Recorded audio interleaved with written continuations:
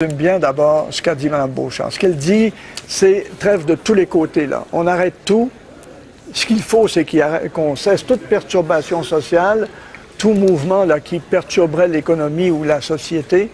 Et 48 heures, pendant ce temps-là, on commence les discussions, on verra après ce que ça donne. La proposition est très, très claire. Elle vous propose une trêve de 48 heures sur tout mouvement de perturbation. Êtes-vous... Bien, écoutez, ce que je peux vous dire, c'est que la classe n'avait pas prévu d'action de ce type-là aujourd'hui et elle n'en avait pas prévu non plus demain. Par conséquent, vous acceptez la trêve? Ben, écoutez, je ne sais même pas si j'ai à l'accepter ou à la refuser. Au sens où la classe, en tant qu'organisation, ne prévoit aucune action aujourd'hui et prévoit une manifestation traditionnelle là, demain. Mais il n'y en a pas de prévu, mais s'il y en a une, allez-vous l'arrêter? Ben, monsieur... Oui, demandez de ne pas la tenir. C'est ça, respecter une trêve, M. Nadeau-Dubois.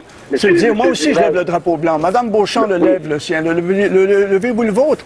Il me semble que je ne peux pas être plus clair que ça dans ma question. M. Rivage, il y a 180 000 personnes en grève actuellement au Québec. Je vous dis qu'en tant qu'organisation, pour ce qu'elle peut contrôler, la classe n'organise pas d'action, de perturbation, aujourd'hui ni demain. La classe, en tant qu'organisation, ne prévoit aucune action aujourd'hui et prévoit une manifestation traditionnelle là, demain. La structure de la classe, elle est inhabituelle parce qu'elle est surtout extrêmement démocratique. C'est passé à Québec. À peu près la seule association étudiante qui est en grève présentement encore à Québec, c'est les étudiants d'études supérieures à l'Université Laval. Il y en a 11 700. Le 20 avril dernier, ils se sont réunis pendant que ces gens-là finissaient leur cours. C'était leur dernière journée. Plusieurs étaient même en examen.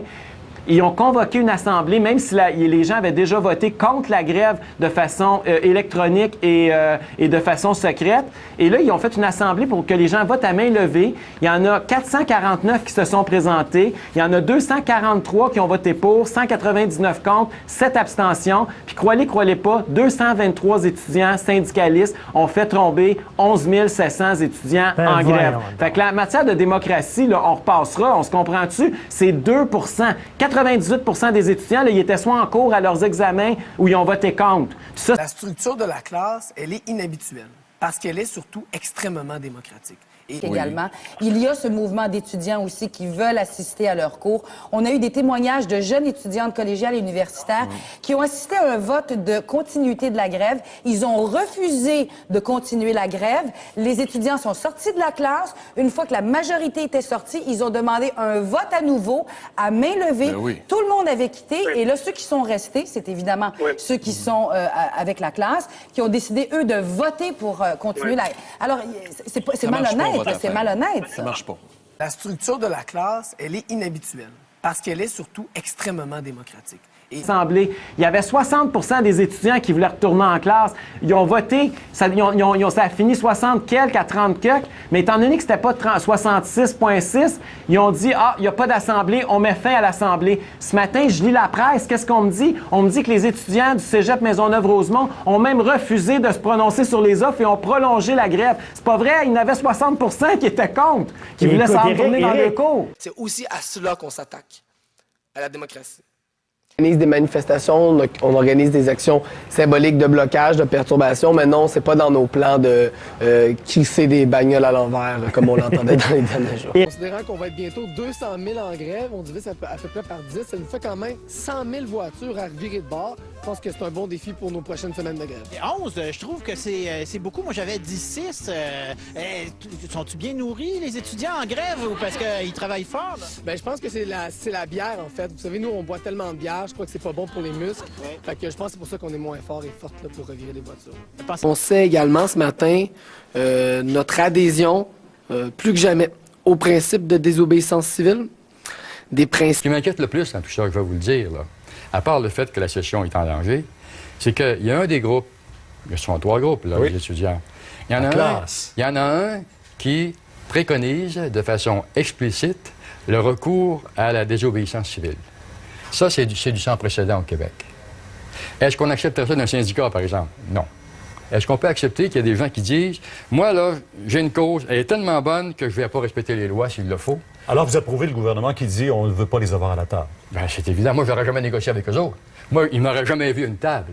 Jamais, comme premier ministre, comme élu d'un État démocratique, j'aurais accepté de parler avec des gens qui me disent, en partant, nous, là, vos lois, là, on va choisir celles qu'on veut respecter parce qu'on a une cause, nous.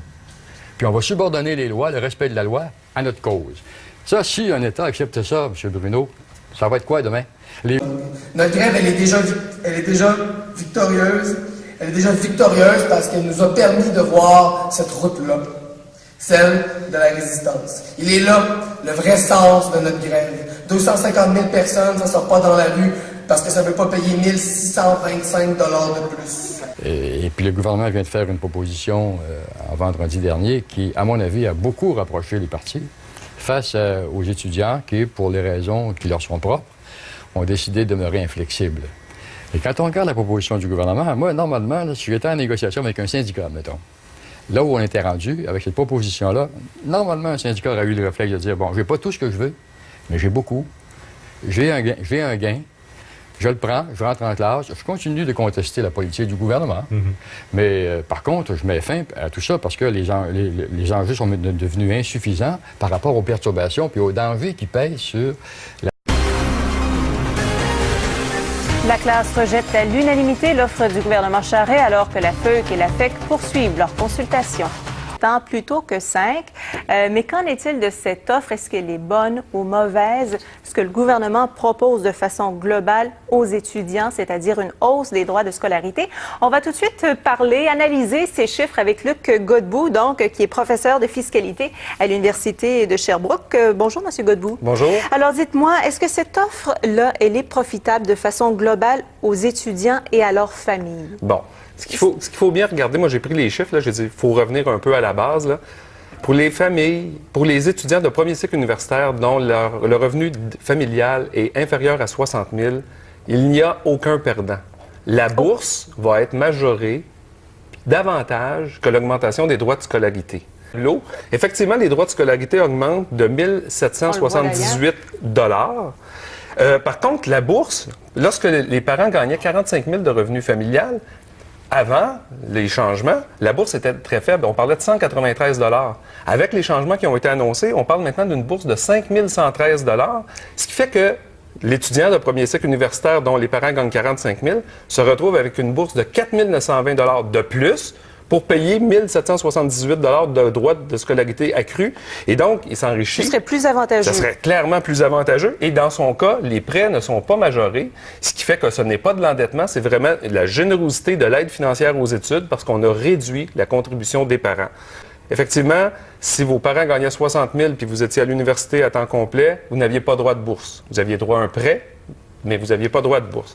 Maintenant, vous avez droit, avec la réforme, puisqu'on réduit la contribution parentale, vous auriez dorénavant droit à 2 263 $ de bourse. Donc, ça couvre plus que l'augmentation des droits de scolarité de 1 778. Donc, même à 60 000 de revenus familial, vous avez un enrichissement de l'étudiant de 485 $ par les bourses. Et en plus, on lui offre la possibilité d'avoir un prêt qui est majoré, on le voit au tableau, de 2 900 à 5 290. Et donc, encore une fois, on parle de 3 000 $ de plus que l'étudiant peut avoir en poche grâce au changement annoncé. Bon. Il ne peut pas y avoir de médiation dans ce cas-là, M. Bruno.